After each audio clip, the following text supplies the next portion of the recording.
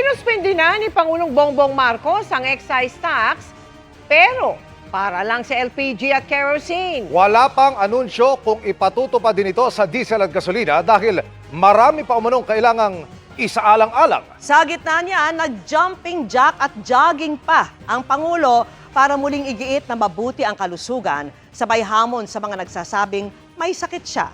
Nakatutok live si Ivan Mayrina. Ivan. Mel, Emil, Vicky, nagpatawag nga ng isang biglaang press conference si Pangulong Bongbong Marcos ngayong hapon dito sa Malacanang. Maliban sa isang mahalagang anunsyo kaugnay sa excise tax, pinakitaan din tayo ng Pangulo ng konting exercise.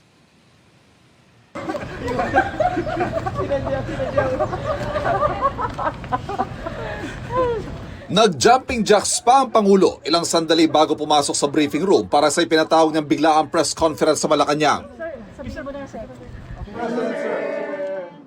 Bagay na inulit pa niya pagpasok sa briefing room na sinundan ng hamon sa mga nagsasabing may sakit siya. So this is been done today.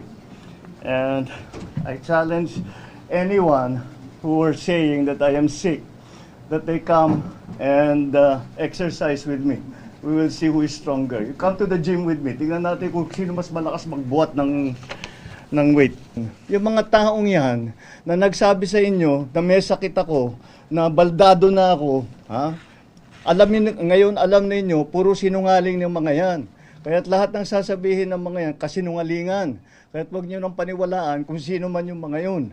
Now you know who the liars are and who is telling the truth.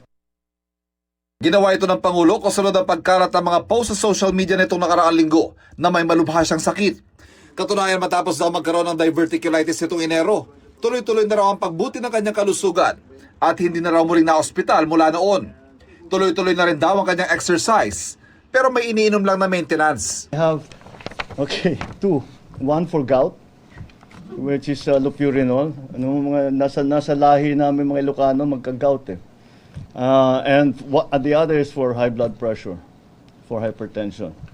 Those are the only two medicines that I take. Pero ang tunay na pake ng Pangulo sa press conference ay para i-anunsyo ang kanyang paunang pasya tungkol sa excise tax sa petrolyo. Yun nga lang, para sa LPG at kerosene pa lang. So sa ilalim ng kapangyarihan na binigay sa atin ng batas, tinanggal ko na ang excise tax sa LPG at sa kerosene. Ang katumbas nito ay 3 piso at 36, how much is this? 3.36. 3 pesos 36 ang bawas ng kada kilo ng LPG. Halos 37 pesos sa isang tangke ang mababawasan ng presyo. At 565 pesos 60 centavos kada litro ng kerosene. Ibig sabihin, mas mababa ang gastos sa pagluluto at sa araw-araw na pangangailangan ng bawat pamilya. Pero wala pang anunsyo kung magkakaroon din ng pagbawas o pagsuspindi sa excise tax sa diesel at gasolina. Pag-uusapan daw muli ito bukas ng Unified Package for Livelihoods, Industry, Food and Transport o UPLIFT Committee. Marami raw kasi kailangan isaalang-alang sa mga desisyong pagbabawas sa buwis sa petrolyo. Tulad na lang ng mga panawagang tanggalin ang value-added tax o VAT na 12% sa umiiral na presyo ng petrolyo.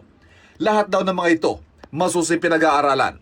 If we take away the VAT on petroleum products, it will only help the petroleum market.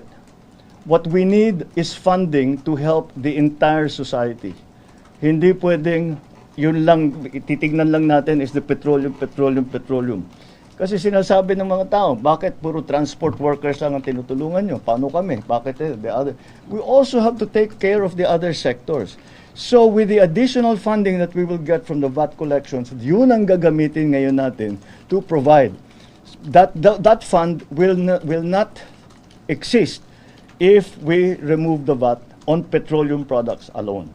Tuloy ang pagsiguro ng Pangulo na sapat ang supply ng pagkain at produktong petrolyo, kasabay ng pagsabing patuloy ang pagharap ng pamamaraan para mapagaan ang bigat ng krisis sa langis ng pinagdaraanan ng bansa. Kaya nga raw niya ipinakitang malakas at malusog siya para hindi na dumagdag pa sa alalahanin ng bayan.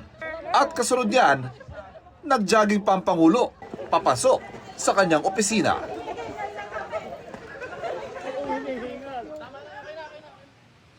Vicky, kasabay ng Uplift Committee meeting bukas ay inaasahang sisimulan na rin ang paggulong o pag-rollout ng 10 pisong diskwento sa krudo para sa mga jeep at bus sa Metro Manila at sa susunod na araw naman sa Miyerkules ay magsisimula na rin ang service contracting sa pampublikong transportasyon. Vicky.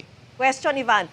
Ano pa raw ba yung mga isinasaalang-alang pa bago magpasya ang Pangulo kung tatanggalin o yung babawasan ng excise tax sa diesel at gasolina?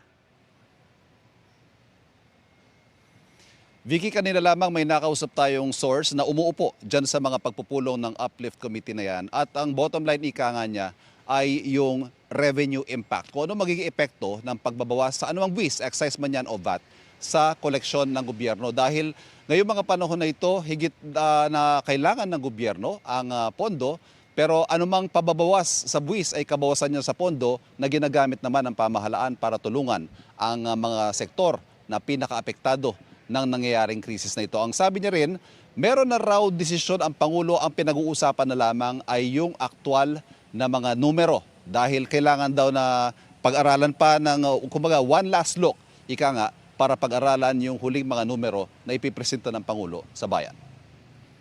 Okay, maraming salamat sa iyo, Ivan Mayrina.